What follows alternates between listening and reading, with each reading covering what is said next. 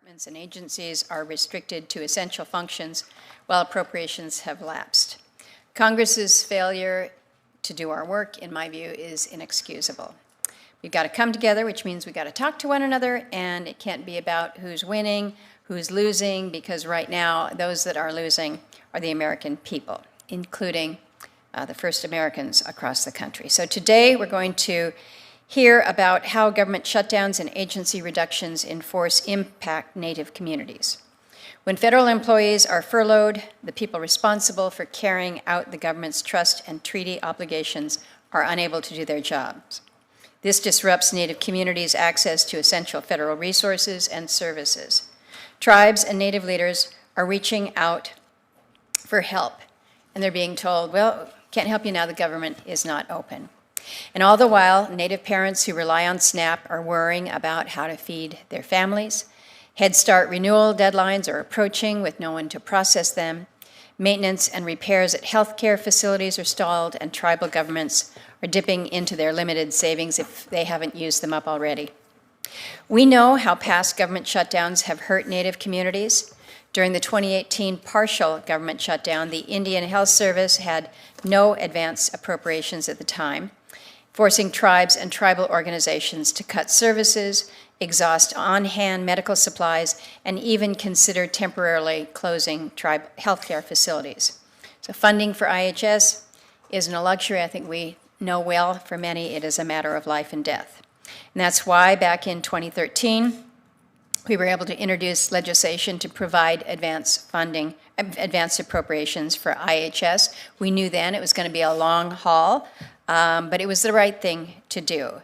And in the FY23 appropriations bill, we finally secured advanced appropriations for most of the IHS accounts. So today, as healthcare facilities across the country continue operating with minimal disruption during the shutdown, I think we can see the real impact that that had. In 2025, we've also seen reductions in force, the RIFs, across many departments and agencies, affecting the administration of federal programs that Native communities rely on. The loss of employees with deep institutional knowledge and longstanding relationships with Native communities weakens the effectiveness of these crucial federal programs. On October 10th, additional RIF notices were issued. We're going to hear today about the impacts at the CDFI Fund, which supports Native CDFIs in expanding economic opportunities in Indian country, at the Office of Indian Education and the Impact Aid Office, where cuts threaten education opportunities for Native students, and at HHS, where staff reductions to SAMHSA, HRSA, home programs that fill gaps left by IHS, especially when it comes to behavioral health.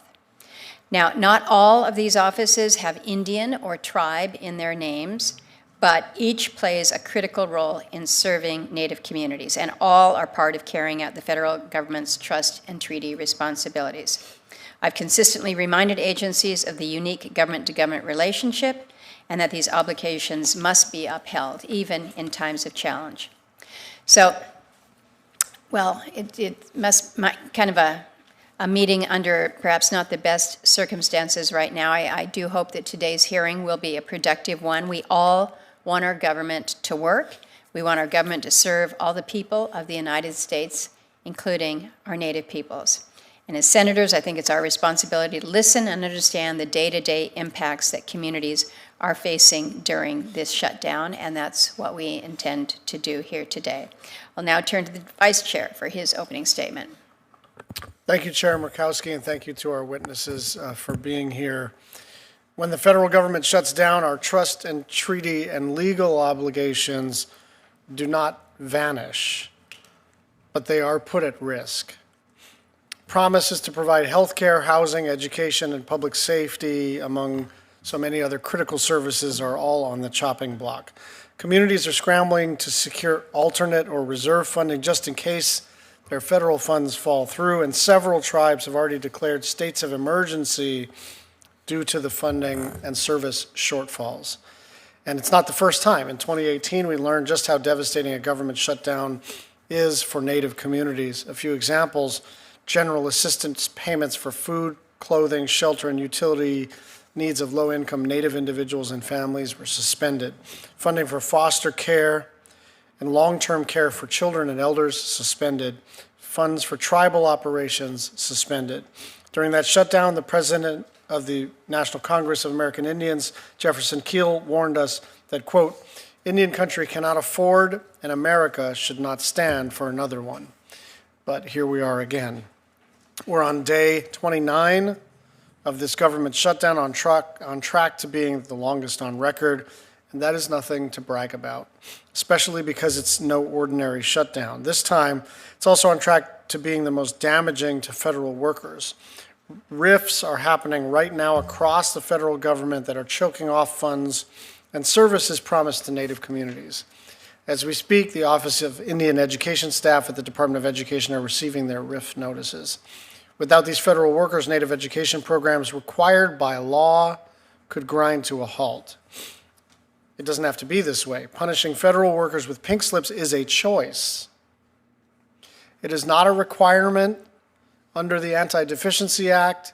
It is not something that automatically occurs at the end of the federal fiscal year. This is a choice that has nothing to do with the fact that we are in a shutdown. This shutdown is robbing agencies of staff needed to carry out the trust obligations to American Indians, Native Hawaiians, and Alaska Natives. Native communities can't put federal funding to work or fully exercise their self-determination if their fiduciary, the United States government, is out of the office. Let me be clear what we're talking about here. Native programs are not DEI spending, they are not charity, they are the law. Attempting to cancel funds for Native programs, riffing more than 4,200 federal employees, and eliminating tribal consultation policies, that's not the United States government meeting its trust and legal obligations. It's this administration's attempt to resuscitate failed policies of termination. I look forward to this hearing and this discussion about how this is impacting Indian country and Alaska Natives and Native Hawaiians, and I thank you again for being willing to testify.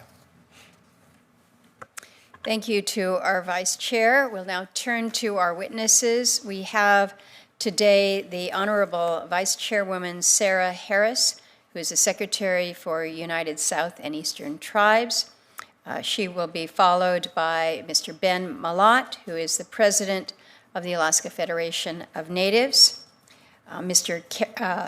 Curry Bird, who is the Board President for the National Indian Education Association, Mr. Pete Upton, who is the CEO of the Native CDFI Network, and Mr. A.C. Locklear, who is the CEO of the National Indian Health Board. I want to thank you all for taking the time to be before the committee today. I want to single out my friend Ben Mallott, who has had a very busy week up in Alaska, actually busy weeks. We had a major disaster in Western Alaska during this shutdown. I also want to recognize Willie Nunn, all of the FEMA personnel who have surged up to the state, working around the clock on recovery operations, and again, all without pay. I'm very, very grateful for their dedication and for all the federal employees who are coordinating with the tribes and the tribal organizations, the state. My team's been in there as we're all working to deliver services to those that have been displaced. So know that we continue to keep our attention there. I want to remind the witnesses that we have your full written testimony. It will be made part of the official record. We'd ask you to keep your oral testimony to no more than 5 minutes so we've got time for questions from members. And I've shared with some of you, we anticipate having a vote here somewhere in the 2:15, 2:30 period. So you'll see movement back and forth, but we're going to try to keep the hearing moving. So let's turn first to Vice Chairwoman Harris with your testimony, please.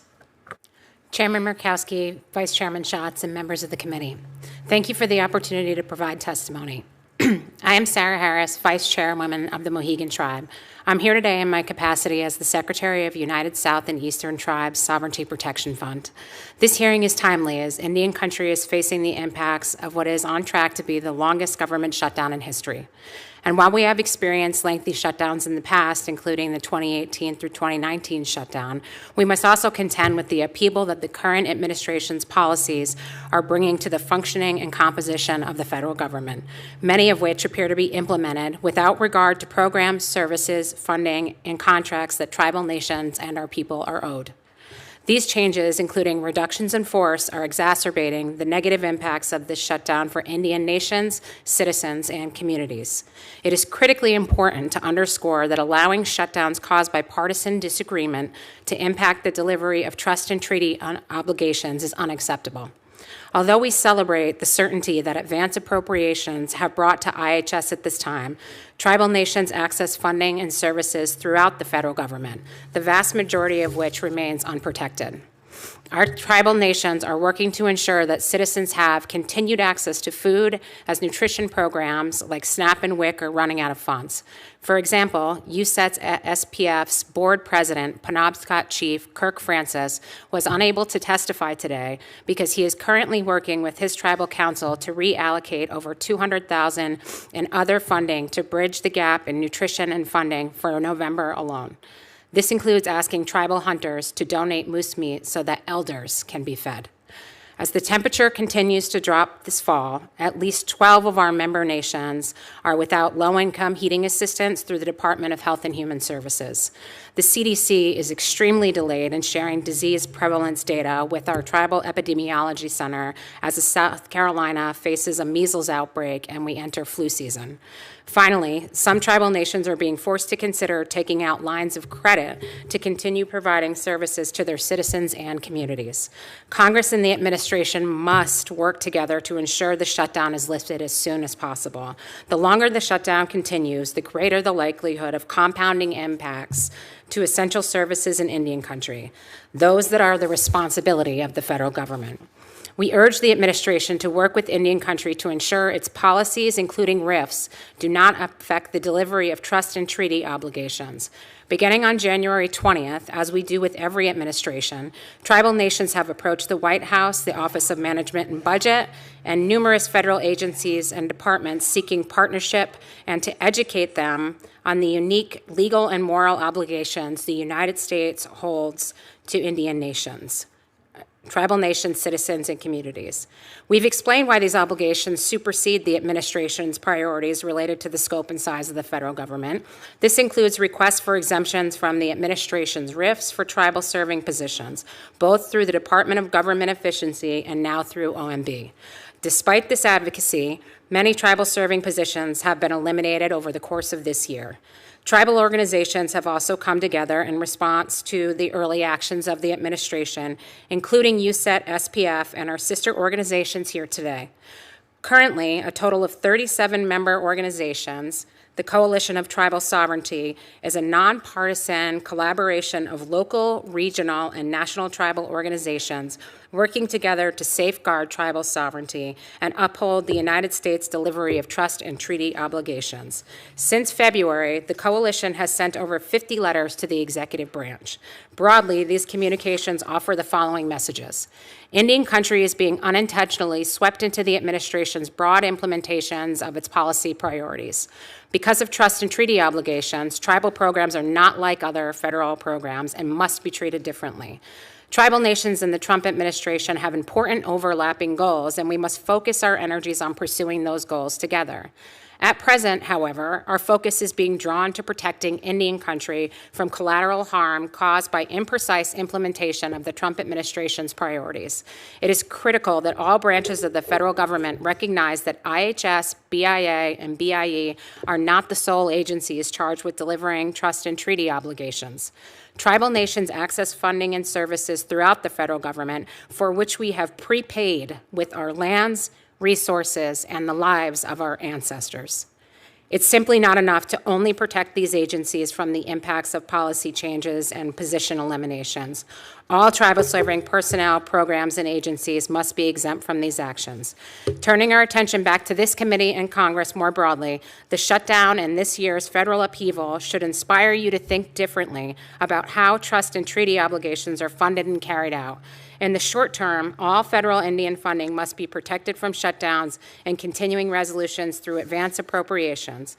This would ensure that the federal government continues to meet its obligations regardless of politics and provide some certainty to our people, patients, and employees each year. In the long term, full and mandatory funding would better exemplify the obligations of the United States to tribal nations. In closing, we urge this Congress to bring the destabilizing effects of its own inaction to an end for Indian country. We thank the committee for the opportunity to testify and look forward to partnering as you seek to advance and improve the delivery of trust and treaty obligations. Thank you. Thank you so much, Vice Chairman. Next, we turn to Mr. Mallott. Welcome. Thank you, Senator, and Vice Chair Schatz, and members of the committee. Thank you for having this hearing today. It's really critical and timely for our tribal communities. My name is Ben Mallott, as Senator Murkowski mentioned. I honor serving as president of AFN. AFN is Alaska's largest statewide organization. Its membership includes 170 federally recognized tribes, 154 Ridge corporations, 11 Ridge corporations, 11 regional nonprofits, over 160,000 Alaskan natives. As I went through working on my testimony for today, I reached out to a lot of our member organizations. And I'm lucky to hear that most of our tribal organizations and communities prepared for the shutdown. But as we approached 30 days of the shutdown, many of them did not prepare for that long of a shutdown. As you mentioned, we're at day 29. A prolonged shutdown in Alaska becomes life-threatening for many of our communities. Also delays the ability for our tribes who are very capacity-strained to do reporting and or to also work on additional permits and grants. It's just critical for Alaska as many of our construction season is summer right now is when our tribes have to get the orders in for doing infrastructure and critical supplies for our communities. Also, while many of our tribes and organizations plan for a shutdown, we cannot always plan for weather. As Senator Murkowski mentioned, on October 12th, we had a very serious typhoon hit Alaska. It was like no other typhoon hit Alaska in our history, and over thousands of Alaskan natives were evacuated to Anchorage. I want to thank the work of the federal government and state of Alaska and also our delegation, your team, Senator Murkowski, for responding to the storm. It's really critical that we have these employees responding. It's also critical that they also get paid for their work in responding to save our communities. And I recognize that. I want to thank many of the federal employees who are working right now in response to the storm who are not getting paid right now. I also want to recognize that during this storm, advanced IHS allowed organizations such as YKC to respond immediately to this storm. I want to thank and also highlight, as members of this panel is how important advanced IHS is for our communities. Also, as we go into impact shutdowns, I cannot highlight enough just how food security is critical for this right now. As SNAP about to end on Friday, we are looking at the ability for our communities to decide between heating and fuel. For example, right now in Kotzebue, Alaska, a gallon of milk is $12.99. A 24 count of eggs is $13.19. A 4-pack of bathroom tissue, this is single ply, is $8. A loaf of bread is over $6. Stove oil is $7.79. 6 cans of corn hash beef is $30.99. Without SNAP and without LIHEAP, it's critical for our communities to decide between heating and fuel. Right now, I looked up the weather in Uktiavik is 3 degrees, but it feels like -9. In Bethel is 17 degrees. In Kotzebue is 15 degrees. In my mom's home village of Rampart is 21 degrees with light snow. My father's hometown of Yaktat, which is a lot farther south, is a balmy 35 degrees. We're right now in November, or almost November, it's going to get colder. Without LIHEAP, without SNAP, our communities or tribal citizens will have to decide between fuel and food. In Anvik, 65% of the revenue from that store comes from SNAP. In Yaktat, about $2,000 a week comes from SNAP. In these communities such as Anvik and Yaktat, the village store is often the most stable jobs in the community. It's critical for this to happen. LIHEAP is also critical for our communities. As I mentioned, especially for our elders, they're going to decide between heat and fuel. In some of our communities, elders are there alone and might not have family to help them with food security. Also during this time, with the government shutdown, also lack of consultations, more specifically around the Federal Subsistence Board, which is unable to meet right now. During the pandemic, the Federal Subsistence Board was able to open up emergency hunts to allow communities and tribal organizations, tribes to open up and get moose for food security during the pandemic. During this shutdown, they cannot meet. Also delays the ability for regional advisory committees to meet and also to have no local voice in food security at this time. What this does also impacts our progress, as Alaska is a very large state with very difficult travel. To reschedule a meeting for FSB or reschedule a RAC meeting takes a lot of coordination and could put these meetings back months. Down to 15 seconds. I'm going to close right now, but right now the impact is still uncertain for many of the communities. The rifts, we don't know what would happen until the government reopens. When that happens, we do not know. Right now, the burden of many of our local communities is actually on the shoulders of our tribes and local ANCs. We don't know the impact until the government opens, and we're worried that as the government opens, might be delays in getting funds necessary to our communities in a timely manner. With this said, as members of this panel will say, we urge the committee to be innovative, look at how we reopen government and support our tribal communities. With that said, I'm going to close again. Koyana Gunakshish for this hearing today, and thank you for your leadership, Senator Murkowski. Gunakshish, Ben. Mr. Byrd, welcome. Thank you, Senator Murkowski. Good afternoon. My name is Curry Byrd. I'm the president of the National Indian Education Association. I'm a citizen of the Sisseton Wahpeton Oyate of South Dakota and a descendant of the Lumbee tribe of North Carolina. On behalf of the NIA, the students, educators, and tribal nations we serve, I'm here today to share the distressing situation facing our Native youth, a situation which intensifies each day the shutdown continues. Across the country, the shutdown and reductions in force have crept into our classrooms, our early childhood programs, and our homes. What began as a budget dispute in Washington has become a daily crisis in Indian country. When our ancestors signed treaties with the United States, they did so in exchange for certain guarantees. One of these was that our children and our children's children would be educated. This obligation is not a discretionary choice, it is a payment on a debt owed.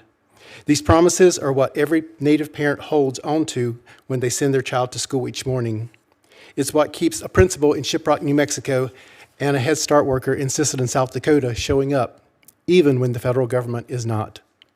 At the Department of Education, the Office of Impact Aid, which provides $1.6 billion annually to federally impacted school districts, has come to a standstill. With the staff furloughed for over a month and no forward funding, essential payments have not arrived. In South Dakota, Montana, and New Mexico, school districts are burning through reserves just to meet payroll. For some schools, these dollars make up to 50% of the budgets which keep them open. The situation is just as severe at the Administration for Children and Families. Beginning on November 1st, 12 American Indian Alaska Native Head Start grantees serving over 2,500 children will face an immediate funding shortfall. The Cherokee Nation in Oklahoma has already prepared to step in to keep their centers open, but smaller tribes across the country may not have the reserves. They are being forced to decide between keeping their early childhood classrooms open or feeding their communities, as SNAP and nutrition programs also face funding gaps. This is not a choice tribal nations should ever have to make. These impacts show the fragility of the system. Programs that were designed to uphold the federal government's moral and legal promises are now being held hostage. Thankfully, while other agencies have gone dark, BIE offices and schools have stayed open, not because the system is immune to the shutdown, but because the government understands that federal employees within the BIE are unique and must be protected. The administration has designated all BIE staff as accepted or exempted. Teachers are still in classrooms, bus drivers are still on the routes, dormitory staff still are caring for killed students far from home. That is how it should be, and how it would always be if the entire system were to receive advance appropriations. Meanwhile, Native students outside of BIE schools are at unique risk. More than 90% of Native children attend public schools, many in rural or reservation-adjacent districts, which depend on federal programs such as Title VI, Impact Aid, and Johnson O'Malley. Yet, like Impact Aid, JOM is not forward funded. During a shutdown, payments to tribal contractors and Indian parent committees are frozen.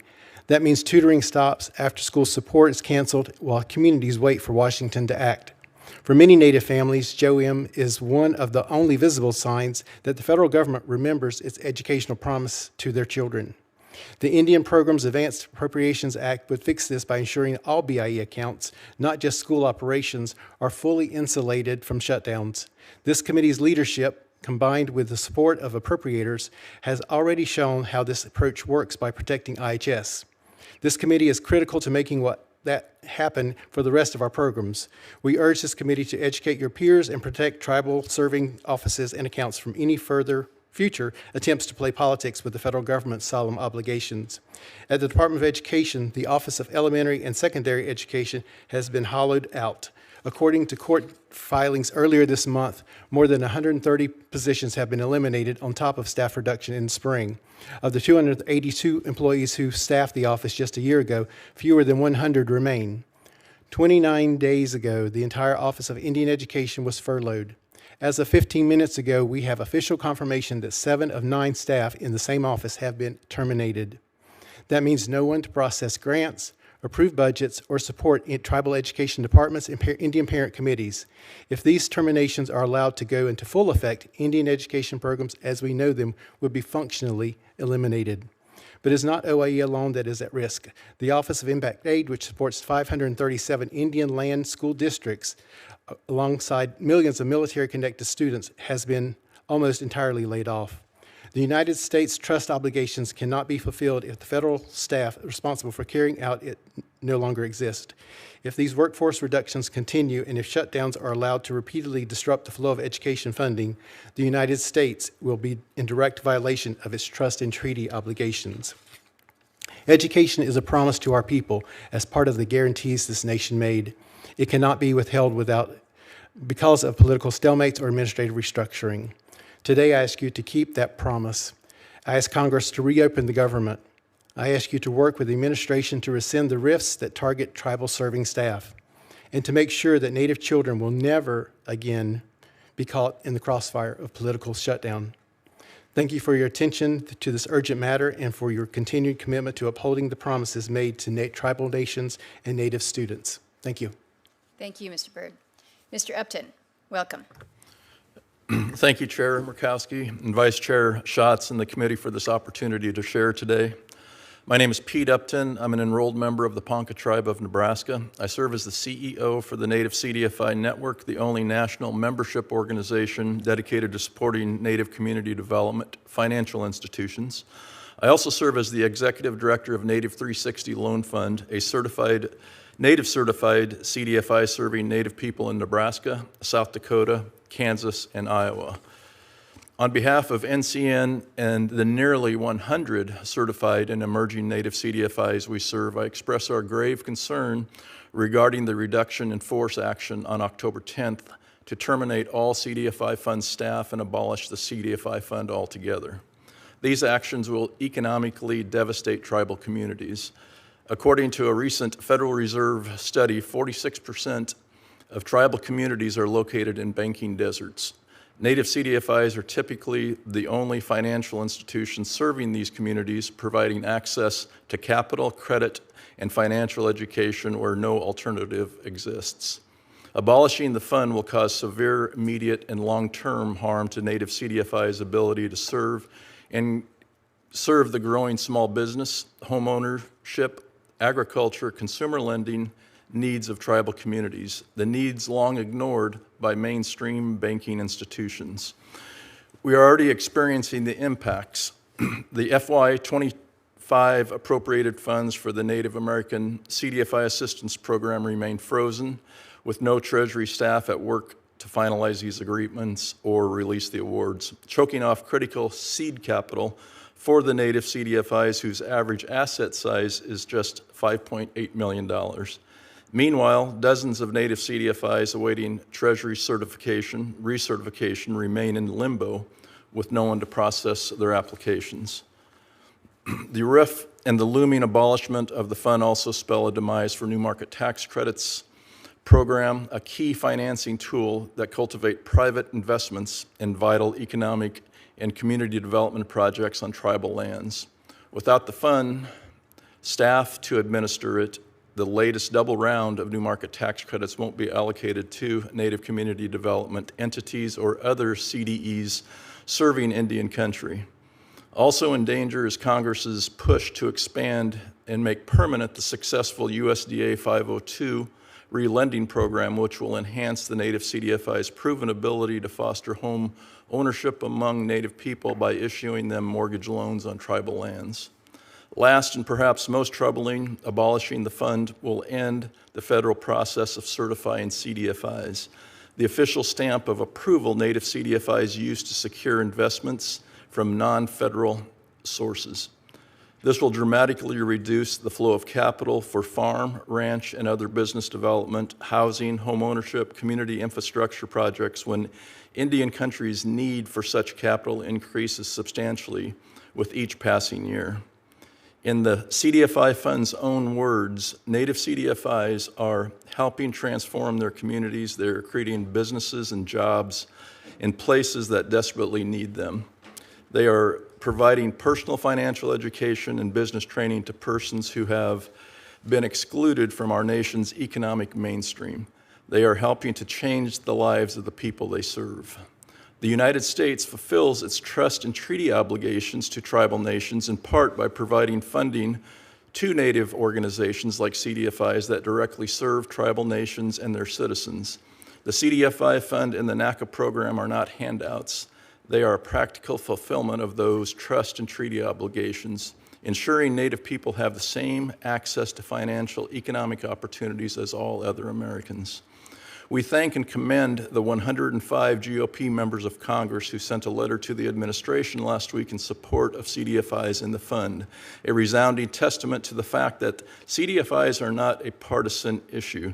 They deserve the continued support of the federal government so they can continue their vital work, which can only happen if the administration's RIF action and its plan to abolish the CDFI fund are abolished. We stand ready to partner with you to achieve this goal. Thank you. Thank you, Mr. Upton. And we will finally hear from Mr. Locklear. Welcome.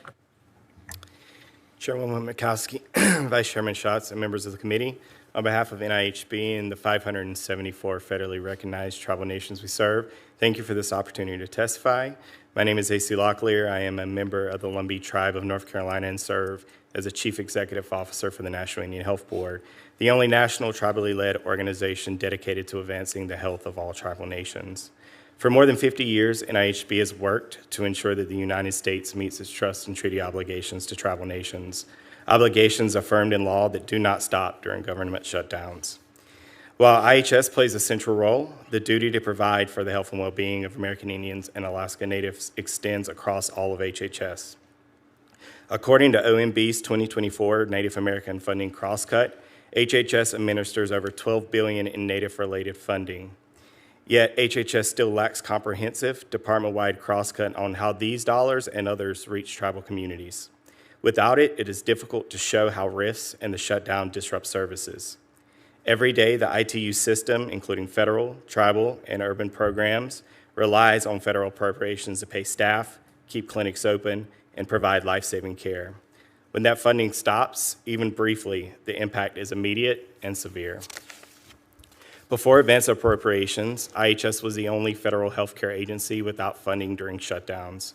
Clinics reduced critical services, providers went unpaid, and tribes relied on emergency funds, even facing credit downgrades and real-world impacts. In one tribal community, the inability to sustain operations led to the loss of 10 community members' lives.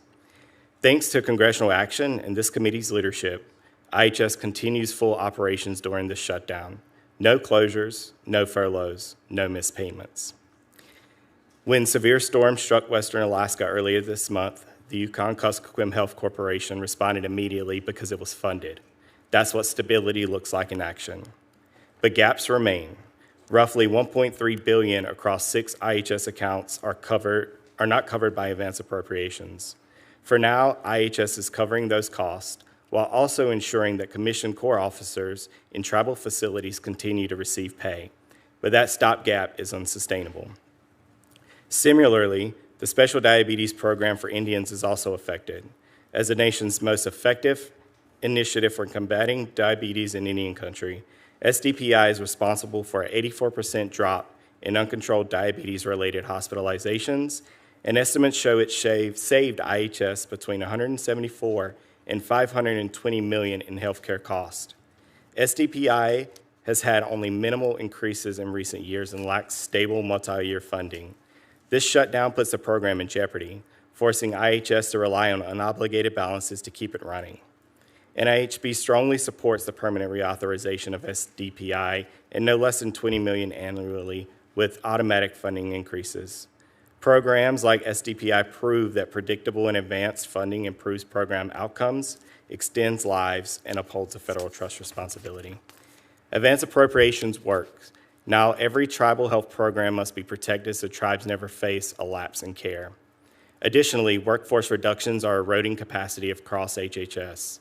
We're grateful that Secretary Kennedy is protecting IHS and tribal affairs staff from the deepest cuts. Still, IHS and other health program staff are not fully exempt from hiring freezes and workforce impacts. The Voluntary Early Retirement Authority saw IHS lose over 1,000 employees through retirement attrition. Since then, over 500 positions have been filled, while the agency faces the lowest offer acceptance rate in its history and a 30% overall vacancy rate. 43% of IHS facilities are so thinly staffed that losing just one physician could force closure. These losses translate into preventable deaths in tribal communities. Across the rest of HHS, rifts and hiring freezes has further reduced workforce that tribes rely on for grant management and critical technical assistance. At the Community Administration for Community Living, regional administrators who once served as direct points of contact for tribes were eliminated earlier this year, leaving tribal programs navigating this complex system on their own. Shutdowns and rifts are not just fiscal events. They directly weaken the government's capacity to meet its trust and treaty obligations. As Native communities confront the nation's most severe health disparities, we need to strengthen, not weaken, the federal health infrastructure that underpins tribal self-determination and the well-being of our people. We must extend protections to all IHS accounts, rebuild the workforce, permanently reauthorize SDPI, and improve coordination across HHS through a true cross-cut of tribal health funding. Our sovereignty does not shut down. The federal trust responsibility cannot be reduced in force. Thank you, and I welcome any questions you may have. Thank you very much, and thanks to all of the testifiers. Senator Cortez Masto. Thank you. Thank you all for being here. Mr. Locklear, let me start with you. As we know, November 1st, funds for the Supplemental Nutrition Assistance Program, SNAP, will run out. For my tribe in Duck Valley, the loss of SNAP funding means that 200 families, or 50 to 60% of their tribe, would lose access to essential food support. In response, the tribe is preparing to rely on traditional practices, such as hunting elk to feed their members. It's important to highlight how serious of an issue this will become. This Saturday, tribes all across our country will lose access to essential food services. Mr. Locklear, can you specify what actions or emergency measures is the Indian Health Board planning to take to address the health impacts of the loss of SNAP support for our tribal communities? Sure, absolutely. So we are working with our partners across Indian country, including the Coalition for Tribal Sovereignty, to ensure that we are providing the most resources for tribes to understand what their options are during this time. There are tribes who are, as we mentioned earlier, who have already issued state of emergencies, who are going to really access their own funding. But ultimately, tribes are going to have to tap into their funding to provide for their resources for their people. That's funding that may run out that they have on reserves. So can I ask you, when you're talking, let's talk specifically Duck Valley, if they were to reach out to you, what would you tell them, where they could go for assistance? I would probably coordinate. So in the National Indian Health Board, we work with our partners who work with SNAP. We don't directly work with SNAP at the National Indian Health Board, but we do support those who do. We ultimately will help any issues that come out of it related to health in any way that we can. And are you, is that something you obviously normally do, but are you putting additional staff dedicated to addressing this during this period? That's a wonderful question. Unfortunately, due to funding restraints and also that most of the national organizations such as NIHB, nonprofits, rely heavily on federal funding to help support a lot of their programs, which are also being restricted at this time. And Outside of also the government shutdown, that restriction has occurred. Limitations to funding, limitations of to funding staff. have consistently occurred. So we are looking at other partners, philanthropy, to help booster that. But we are putting our own resources, our own reserves to make sure that we are supporting Indian country in this moment the best that we can. Thank you. I appreciate that. Mr. Upton, in Indian country where access to home ownership is already limited, the community development financial institutions have been a critical resource in helping our tribal families access financing, especially after natural disasters. Can you talk a little bit about, with the proposed elimination of the CDFI fund, how do you see this impacting the ability of tribal communities to make long-term housing decisions and recover from natural disasters?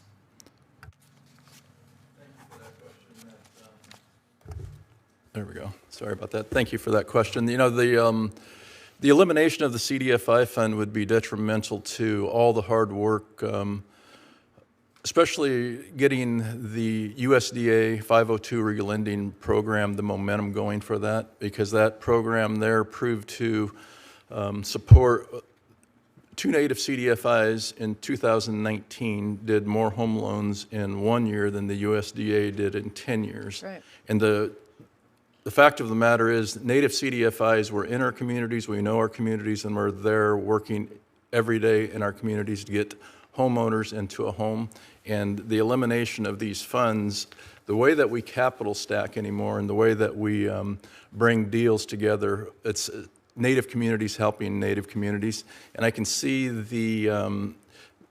we've had the biggest struggle in getting low interest, long-term capital. And finally, with the USDA 502 relending program, it's finally in sight that we could do that. It's a $50 million, potentially $50 million annual allotment for housing. And it would put us back 10, 15 years of all the hard work that our native CDFIs have done.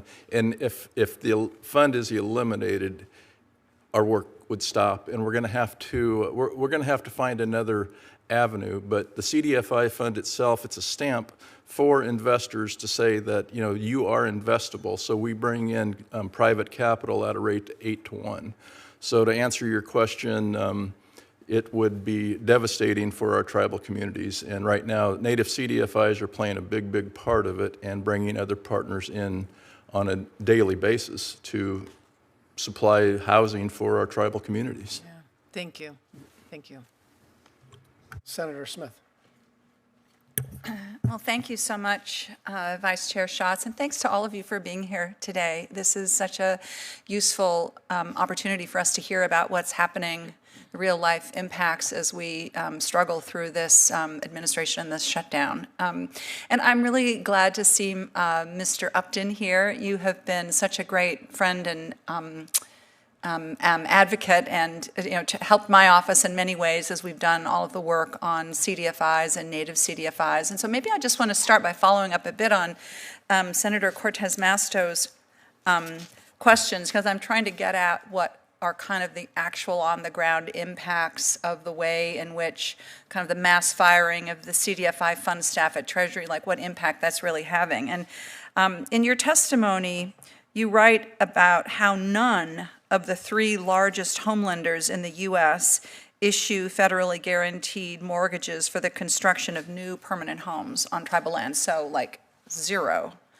I mean, this is where CDFIs have played such an integral role, as you said, because you know your communities. I just want to pause on that for a minute, see if there's any additional information you think would be useful for the committee to understand when we think about that, kind of financial desert on tribal lands when it comes to home mortgages without CDFIs.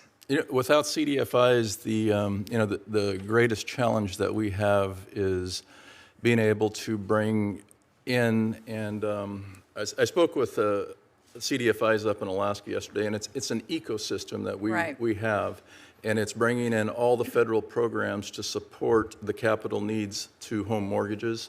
And whether it be new market tax credits, the USDA, there's a number of leveraging tools that we use to fulfill our long-term capital needs. But I think more than anything, the shutdown currently, what it's doing, when you think about this, you know, the CDFI fund itself, there's about $6 billion of funding that they roll out annually. And I just ran the numbers through a couple of colleagues. There's about 81 employees currently at the CDFI fund before the RIF. And with that $6 billion, you know, they administer and the policy of, and they review the applications, the award process, the compliance, the monitoring, the data analysis, the reporting, the cross-agency coordination, but more than anything, they oversee the certification. Right. So there's so much that those staff members do that's not happening right now. And without the 2025 awards that should be rolled out as we speak here, the TA awards were announced, but there's no one to process those awards. And more than anything, it is causing, maybe, I wouldn't say a lot of fear, but it's that golden stamp that philanthropy sees that you're a certified native CDFI and you are investable. You have so that. maybe there might be some treading back a little bit. It's going to slow the process down if we don't get the staff reversed and get them back to work. Get those RIFT people back on the ground, right, exactly. Well, there's so much to talk about here. I appreciate very much you being here. I want to turn to Ms. Harris. Thank you so much for being here. And though I was not here for opening statements, I understand that you spoke about how the president of USDT is not able to be here because they're busy trying to figure out how to cover the gaps, the huge gaps that are being left in the nutrition program because of this looming refusal by the president to spend money that he's authorized to spend to pay for SNAP programs. And of course, you know, tribal lands have this kind of, you know, you have this nutrition assistance, which is extremely important, SNAP, but then you also have the FDIPR program, which is really important. And I'm hearing from Minnesota tribes that there's like kind of switching happening right now as people are trying to figure out where is the best place to be able to get stable sources of nutrition assistance for folks on tribal lands. And you know, people are in the midst of sort of trying to figure out how to change their benefits. And all of this on top of all of these massive cuts to SNAP that happened in the one big beautiful bill, so-called. So I'd love to just hear you comment on this and say a bit more about what you're hearing from members of the communities that you represent. Certainly. I think that one of the things that has been incredibly challenging for tribes during shutdown and with the RIFs is just the complete lack of transparency. Yes, as well. Exactly. You don't know what to do, where to go. No one knows what to do or what's going on, and they can't also get in touch with any of their agency, you know, partners at this point in time. So everyone is just sort of flying in the dark and trying to do the best that they can at this moment in time. But I think it's also important to recognize too that tribal nations, we already face long-standing and continuing challenges with providing access to, you know, healthy and nutritious food for our citizens. And the challenges contribute to health and educational and overall wellness disparities across all of our tribal communities. Yep. And the current situation with SNAP and WIC only further exacerbates the situation. And we must further subsidize to provide for the failure of our federal partners to meet their trust and treaty obligations. Yeah.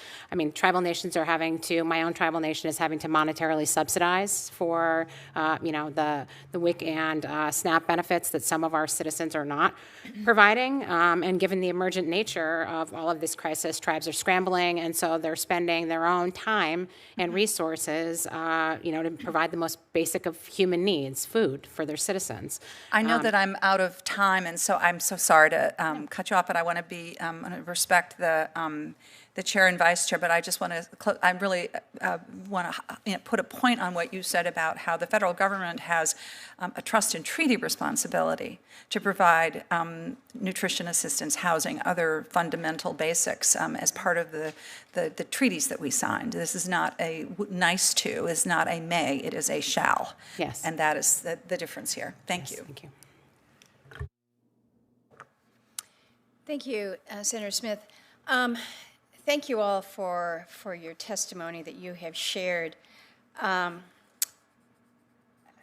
I think particularly as we're going into the winter in Alaska, and I know that in many parts of Indian country, it's very real up in Minnesota.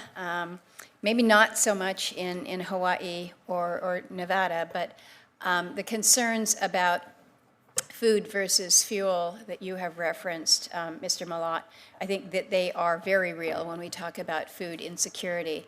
And we have heard and seen the pictures of the loss from the typhoon Halong, and you see devastation within the village. But the part of it that is really heartrending is when you see freezers that had been stocked with subsistence foods, the seal, the berries, all that had been gathered that would take these families through the winter, that now is lost because there's no power in these villages. And so their food source for the winter is gone.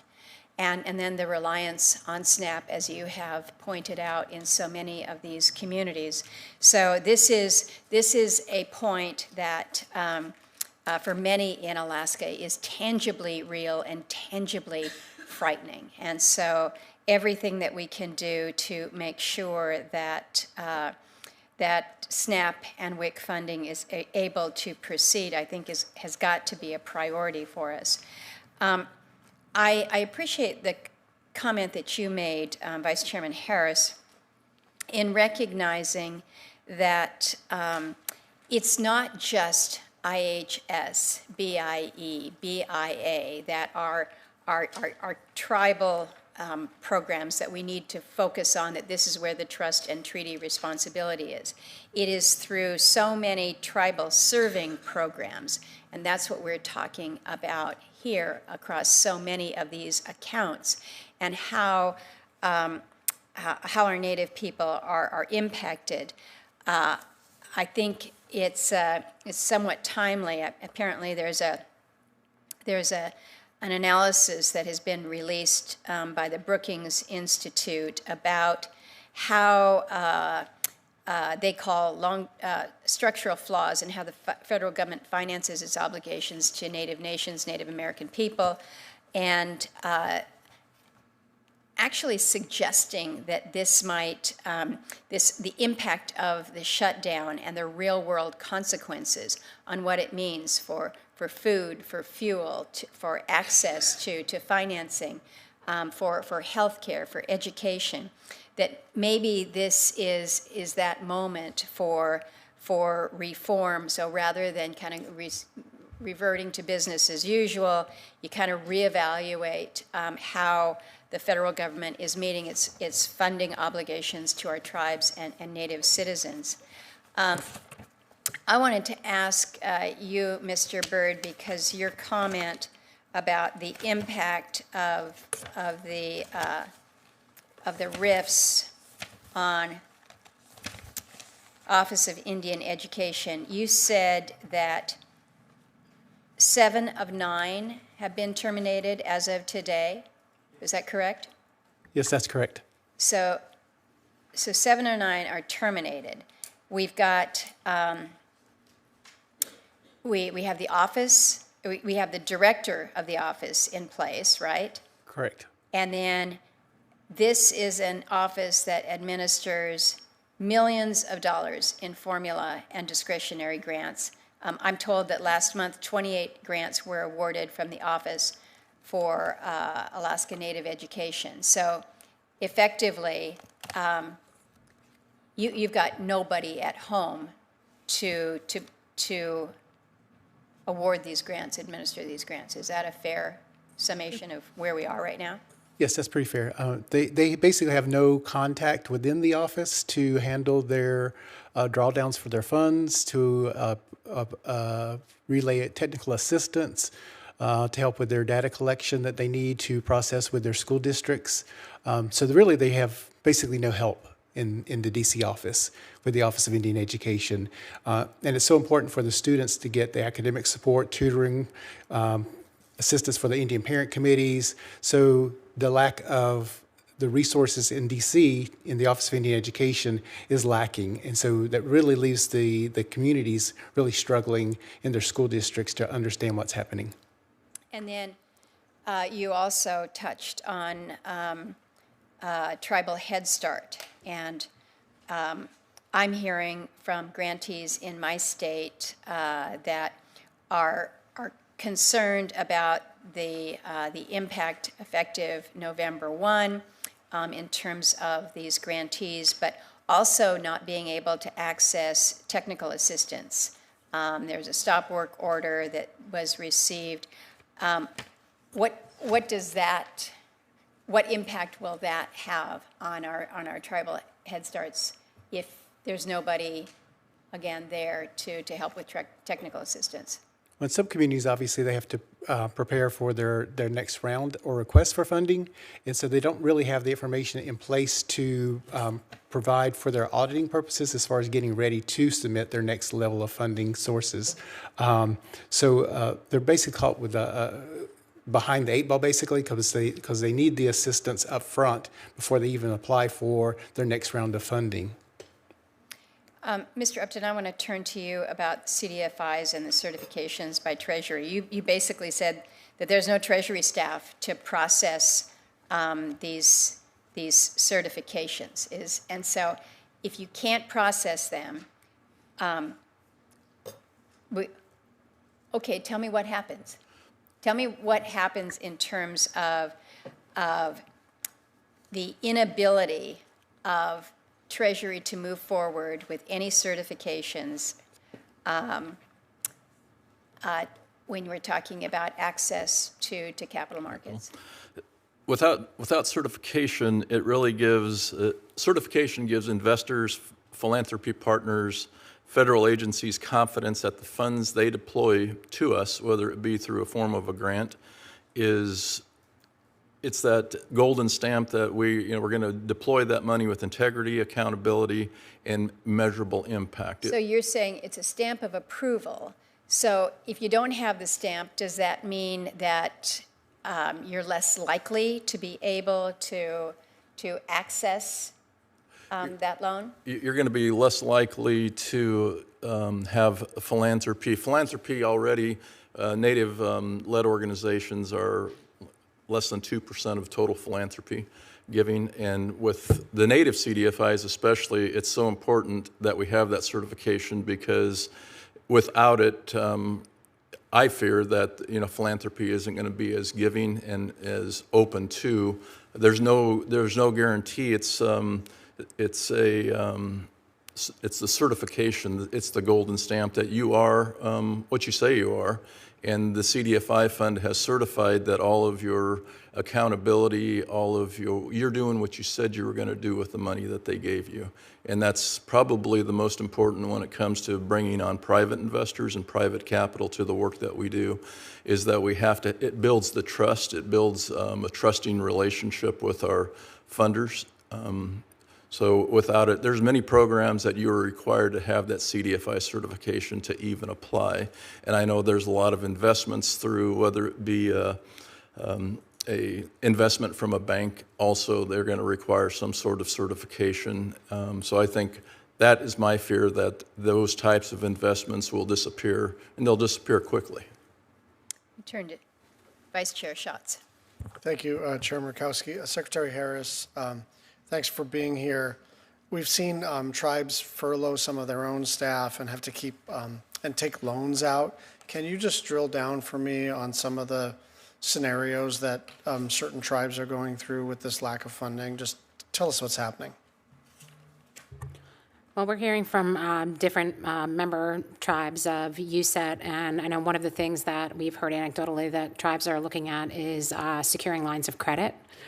Because right now there were, grants that they anticipated would be coming, but there's no information about whether or not they will be coming or not. And when, we're taking out lines of credit, we're also, incurring interest payments on those lines of credit. And then that later, pulls tribal funding away from things that could be going to programs. And then at the end of the day, there's no guarantee that those will even come through. My own tribe is having to supplement SNAP assistance, and also, our daycare facility is due to have a grant. We just recently opened that, and now we're having to supplement that and, pay for the daycare facility on our own. I know that many of our tribal members are setting up, food banks and trying to work with, state and local governments in order to supplement that. Others, as I mentioned in my opening remarks, are trying to supplement with their own, hunting and, traditional foods. And I think overall, the biggest thing is just that there's no transparency, there's no end in sight, and there's no information. I mean, tribal governments are resilient and resourceful, and we are problem solvers, but it's difficult to know what you're even solving for, if it's short term or if it's long term. And so I think everyone right now is just, dealing with what's in front of them and trying to find stopgap measures to provide for our tribal citizens until, there's more clarity. And just, I guess at this point, starting to anticipate that this may be a lot longer, and that will require more thinking and more, measures on how to deal with that. And how much, you may not be able to answer this question because I'm not sure any of us quite know, but it seems to me there are at least two things going on, right? There's the expiration of the appropriations bill, and that has pretty direct impacts on tribes. But then there's also these RIFs that are not really required under the Anti-Deficiency Act. So can you figure out what's causing what? I mean, the RIFs, I know I can speak from my own experience, the RIFs are causing us to not be able to even know in some cases. I mean, we don't know if the person is furloughed, or we don't know if the person has been permanently let go. I mean, historically speaking, I can say that I worked during the Obama administration as the Chief of Staff for Indian Affairs. And at that point in time, and I checked this today, we had around 8,000 employees when we went through the 2013 shutdown. And currently there's about 6,000 employees as identified in the September 2025 contingency planning. And even at that point in time, I mean, we were struggling to meet the need. And, the fact is that RIFs violate the trust and treaty obligations, and no one's arguing that Indian Affairs or the BIA were ever overstaffed or overfunded, and no one argues that other federal agencies don't have the same trust and treaty obligations as the BIA and BIE. It's the opposite. So, and Congress has, again and again on a bipartisan basis, sought to ameliorate this inequality, but the RIFs are basically taking a hatchet to the progress that we've made in the delivery of trust obligations, and it's really, taking the authority of Congress away to provide for the trust and treaty obligations. But I think it's really, in essence, it's just a lack of information about what is actually going on, who is actually still at the department, if this is a temporary shutdown thing, or if it's going to be a permanent RIF situation. And I think it's just leaving our members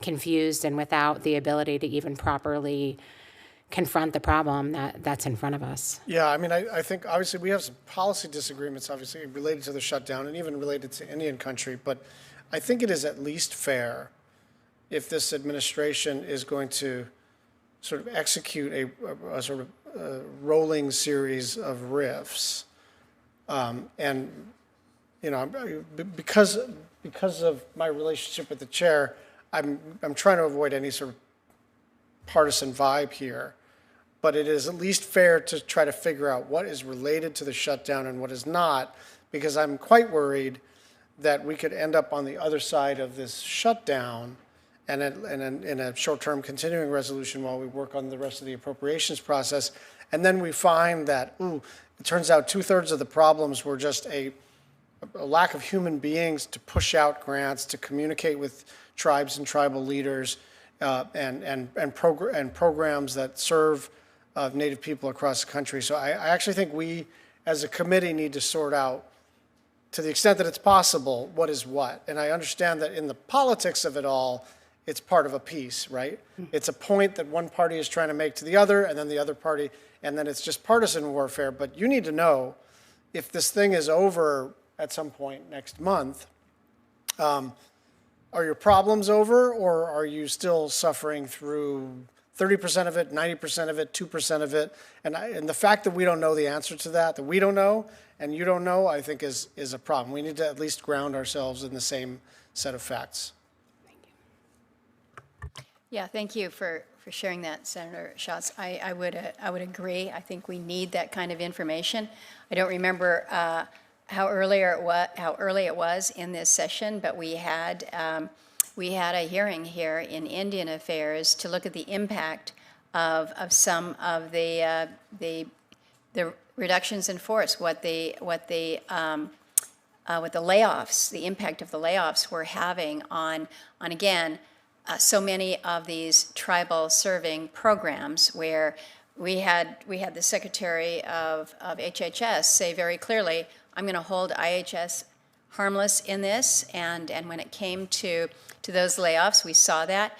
But I think it was important for the administration to see it's not just in, again, IHS, BIA, BIE. It is in so many of these other programs where, again, tribal citizens are being served. So understanding the implications of all of this is kind of part of where we are today. I just want to ask a couple really quick follow-ons. And Mr. Mallott, this one is directed to you. I was asked earlier in the hallway by a reporter about LIHEAP because they know for us in the north and those in the east this time of year, LIHEAP is important to our colder weather places. And I was asked, do I have any idea how long LIHEAP funds are going to be available? And I'm told that there was supposed to be a new round of funding supposed to go out to the states and the tribes by the 1st of November. That's apparently not going to happen. Some tribes may have leftover funds. Are you hearing from folks back home about LIHEAP? Thank you, Senator, for that question. In my oral remarks, also forgot to thank you for sponsoring Senate Bill 3024 Keep SNAP Funded Act, so thank you for that. Regarding LIHEAP, I was able to talk to Jackie Pata this morning, who's on our Clean Haida, and she managed to leap for Southeast. You're right that the funding that hits November 1st might not happen. Right now, LIHEAP is administered by a lot of tribes or tribal organizations in each region of Alaska. They usually start with elders first, so I believe they're taking applications right now in the hopes that the government will open in time. If November 1 doesn't hit, they don't have any funds to give out that assistance. And then with the combination SNAP, it's going to, especially our elders who are first in line for LIHEAP, it's going to have them probably figuring out between medication, food, or heat for their homes. As I went through and figured and got comments from the communities, a lot of our rural Alaska communities don't have local food banks. It's up to the tribe that does that services, and LIHEAP's a big one of that. So for our elders especially, they might have an application in. There's no guarantee when they'll get that funding. So again, it's going to be a crunch as we hit November with the combination SNAP and LIHEAP. With that said, too, we also don't know about the RIFs or furloughs, right? If the government opens next week, how long would it get them the money out? And any delays is going to further exacerbate the system, the process. I mean, there's so much uncertainty that is at play here. We can't figure out the path forward right now on our spending bills, although I am a little bit more optimistic on that today. But it just seems that there's more and more concerns that are coming up with whether it's the general funds of the smaller tribes talking about, we don't have very much left in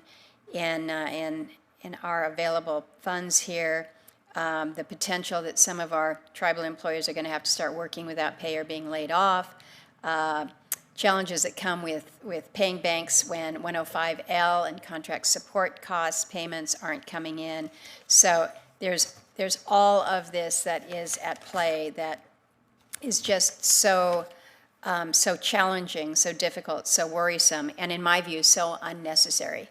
There's no good reason for a shutdown ever, and yet we are in the midst of the second longest, and I have no desire in wanting to beat the goal of the longest government shutdown. So my hope is that not only will we get the government open quickly, we will get a move on with our appropriations bills that need to be resolved now, but also going forward a more certain process.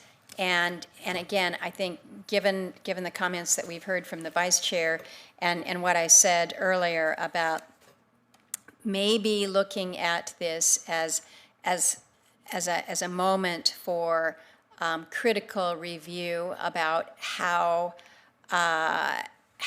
we,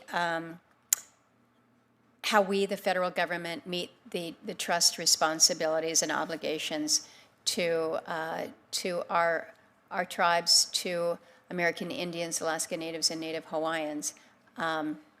This might be the kick in the fanny that we need to look a little more critically at that. So, ladies and gentlemen, thank you for making the effort to be here today. Thank you for your testimony. For those who would ask for follow-up questions, for the record, we're going to hold it open for a couple weeks now. But again, thank you for being part of our very important hearing today and allowing these issues to come forward. And with that, the committee stands adjourned.